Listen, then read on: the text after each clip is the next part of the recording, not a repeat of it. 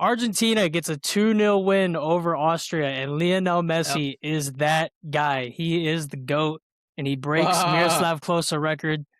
He now has the most goals in World Cup history of any player all time, and this little magic man is doing everything for Argentina. They've scored 5 goals in the tournament, and he's scored all 5 of them. Break it down for me. Man, doing that off of 2 days before turning 39, by the way. I know, absolutely It's insane. absolutely insane to be able to do it at the level that he's doing it, at the age that he's doing it. It's like this man has been touched by the Lord and Savior himself, and he just cannot stop. He cannot stop. He is producing. Just a quick note on that last goal. He literally put it on a plate for Alvarez to just put it away. Yeah. He just crumbled, and Messi had to go in. He's like, "Do it myself, man." Literally enter the meme of "I'll just do it myself" because Yeah. that's what he had to do to put in that second one. Man, it was a great match to watch. Yeah, like you mentioned, Argentina goes 2-0 up above, and that puts them through. Argentina are third team to get confirmed to go through to the next stage. I mean, was there ever a doubt, honestly, that they that they would No. stumble in this group? Not in a Yeah, group like this, but let's nah. go ahead and break it down. So, really early on, Argentina get that penalty. Lautaro Martinez goes down inside the box. He gets tackled by not one, but 2 Austrian defenders. Ref didn't think it was a penalty at first. Mhm. I thought it did. What do you think? I think it was. I could see how the ref maybe didn't have the best angle to kind of see it, but it's kind of one of those things where you're kind of happy that VAR's here to be able to go in and enforce it, make sure they got the call. But when it was time to take it, he missed. Yeah, He so he's ultimately it human. didn't matter. It didn't matter, and he missed. And Did imagine, not he matter. scores that, and he comes away with this match with another hat trick if he scores. But Maybe, yeah. that was crazy. I thought Austria looked pretty good really early on. Honestly, they had a lot of intensity, and it really kind of surprised me. I thought Ralph Rangnick kind of had his side set up in a way that they were able to be confident, they were able to be expressive against Argentina, and Argentina for a little bit there had to be patient. They had to kind of sit back and soak up a little bit of that pressure. And then Austria also had a really high press. A lot of the midfielders and defenders were kind of pushing up. I thought Enzo Fernandez and Alexis McAllister in particular, they eventually found greater freedom with the ball to kind of circulate possession and then patiently wait for openings to kind of develop within the Austrian midfield. But I thought Austria's defensive setup, especially early on, they were pretty narrow, but ultimately they were really well organized. But because they were Mhm. so narrow, it gave Facundo Medina a lot of passaway through the channels and especially out wide. And I thought that they kind of struggled to deal with him a little bit as Argentina kind of stretched it out. I thought Argentina, especially Facundo Medina, they were just getting balls in, and especially they were driving space a lot with Thiago Almada. So Amada obviously had a pretty awesome dummy on Messi's first goal that was Yeah, taken really well. So yeah, yeah. Messi's first goal comes on a great pass from Medina, and then he just slots it into that Yeah. bottom left corner. I think Almada had a better match than he did, in the first game. The first game, he was kind of there, but felt like he was more involved in here. He got a lot more space. The goal came from his side, obviously, like you just mentioned, with that dummy that he just kinda let it through, and, man, it just reminds me of back in the day when we had him at Barca, and, like, you saw those, like, every other weekend, man. It was great Mhm. to see.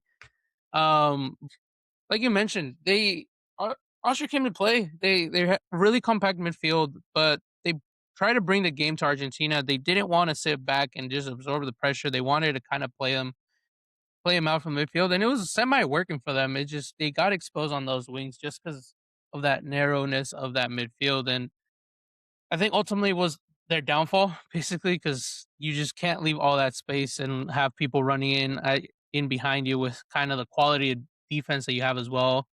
You got Alba back there, but man's old already. He's still got it, but it's not at the same level that you saw when he was back in Bayern in his heyday. So Yeah, I definitely don't want thought to see that. Yeah, I thought Denso and Alaba were pretty regularly occupied with dealing with crosses into the box, and they were especially, I thought, hard pressed to try to track Argentina's movement in and around there. I thought Argentina were very fluid.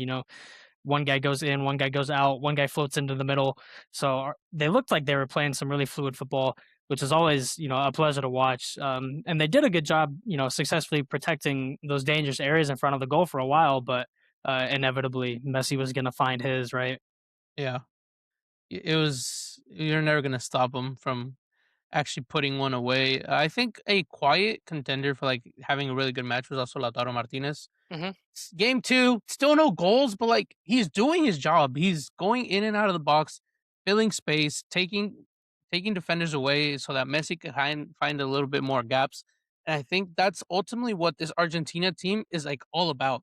How can we put our game around so that Messi can get the so we could get the most out of Messi and the most out of his abilities. He's obviously not the youngster that could just run in every make runs in behind as he did before. So he has to create space. You have to create some space for him. And I think that this Argentina team is doing this really well. They're giving him the opportunity to go into pockets, go into spaces and create, which is what he does best. Create opportunities for himself and for others because that's what he does, and he doesn't Absolutely. stop doing it. Absolutely. Keeps going. Yeah, and I thought, particularly, I thought Nicholas Seibold had a really good match for Austria's midfield. I thought he was kind of the one that was providing a lot of the defensive stability. And naturally, as the number six, that's going to be mostly your job is to kind of sit back and protect those forward runs, especially when you had people like Enzo Fernandez and Alexis McAllister trying to fit their way in there with Messi getting through in the channels. So, but yeah, the Mhm, first half ultimately I thought was a little bit even. I thought Argentina deserved to be a goal up. Obviously, Messi had the penalty and then he scored his goal. But Austria had their chances too. I mean, they had, like I was saying, they had their pressure, they had their moments. So I thought the first half 1-0 going into halftime was a pretty fitting scoreline. mhm.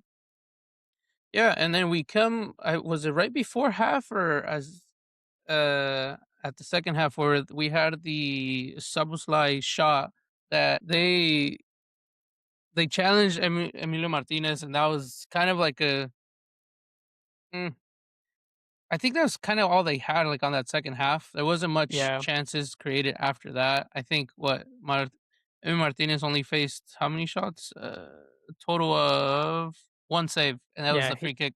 Yeah, he only made one save, and that was, I felt, pretty indicative of the match. They only really tested him that one time, but that time that they tested him, he was forced into making a good save. That was Mhm, that was a tough free kick to deal with, and Sabitzer struck that ball really nicely on the inside of his foot. So that was a good save for Martinez, showing that he can still produce those moments when he needs to. And that's 2 games, 2 clean sheets, albeit didn't face a whole lot of trouble in either match, mhm. but when he's been called upon, he's looked good. So I have no doubts about Emiliano Martinez. I think he can definitely carry Argentina like he needs to for the rest of this tournament, if he has to, of course. Yeah.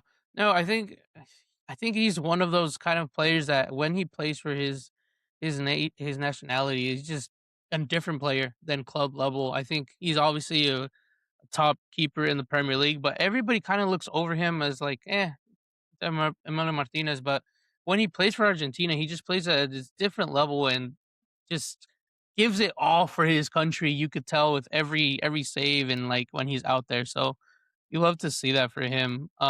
History was made. Messi beat uh Messi set the world record. 17 goals now.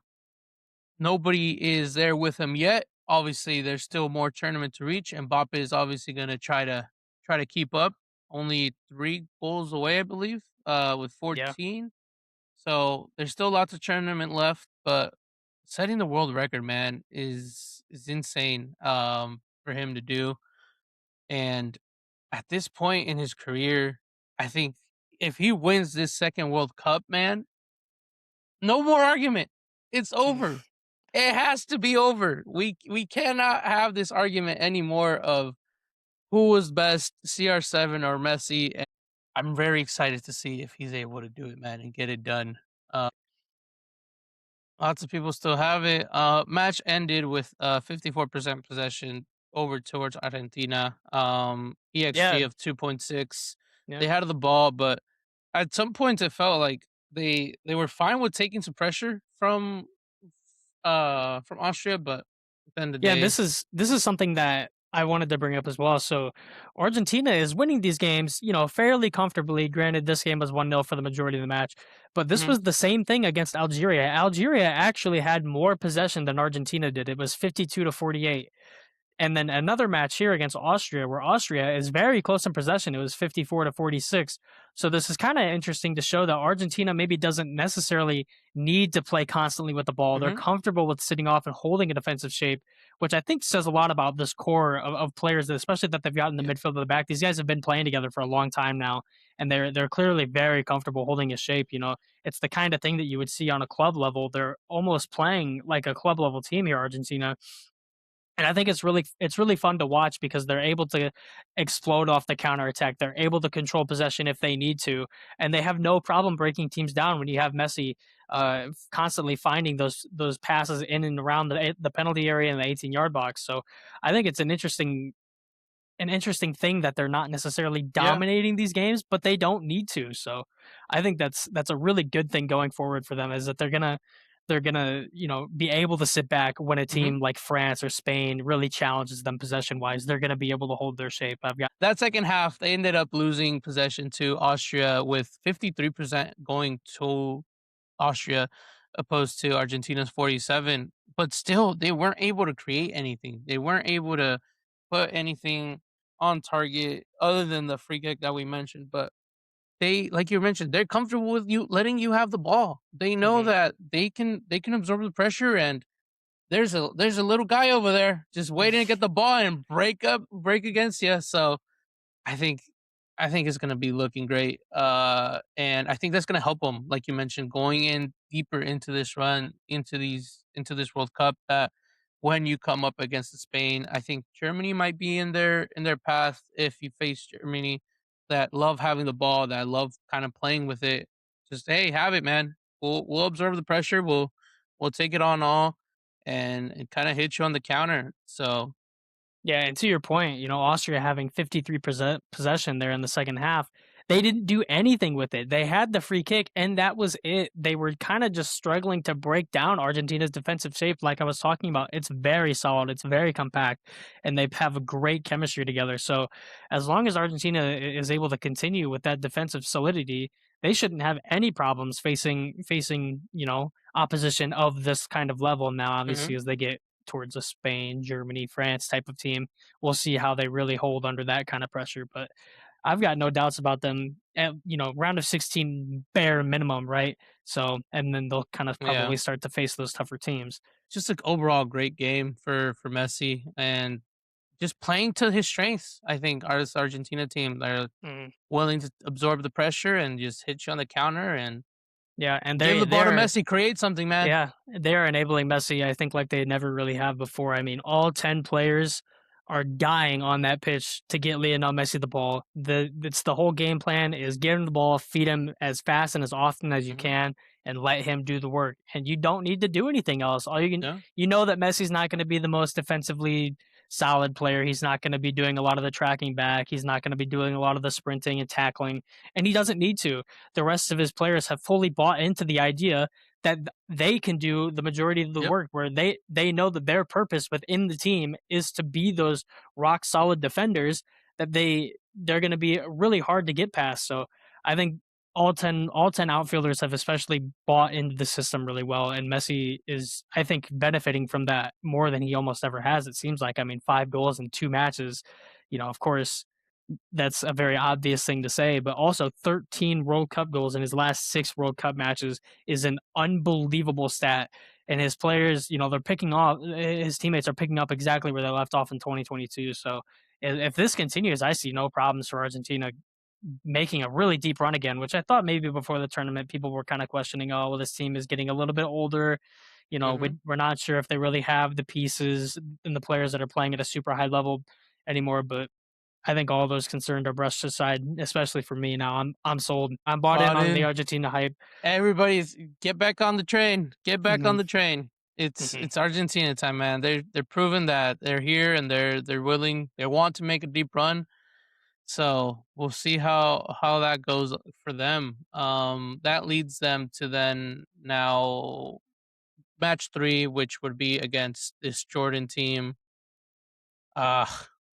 probably rotate the team there. Yeah, I don't think definitely. they're much of the starters get playing time. Messi might see 45 minutes to get another goal, and I think that's about it. Well, His I want to talk about Austria for a quick second. So I thought Austria, and if you look at the group standings right now, they say obviously they beat Jordan, they lose to Mhm. Argentina, but they're on 3 points. And Algeria and Jordan still have yet to play each other. Austria benefits the most for the draw from that match, but I think regardless of the result, Austria will be fine against Algeria. I think they'll end up winning that match and probably go through in second. But despite falling behind, Austria remained pretty difficult to break down for the majority of the match. I mean, the scoreline obviously 1-0 for the majority of it, but I thought Kevin Danso in particular was pretty solid at the back, and I thought that that's a very promising sign. Not just having to rely on David Alaba to do a lot of the defensive work. Kevin Danso looked like a man mountain back there for a while in the majority of the match. I thought their goalkeeper Alexander Slager played an equally important role for Austria in this match.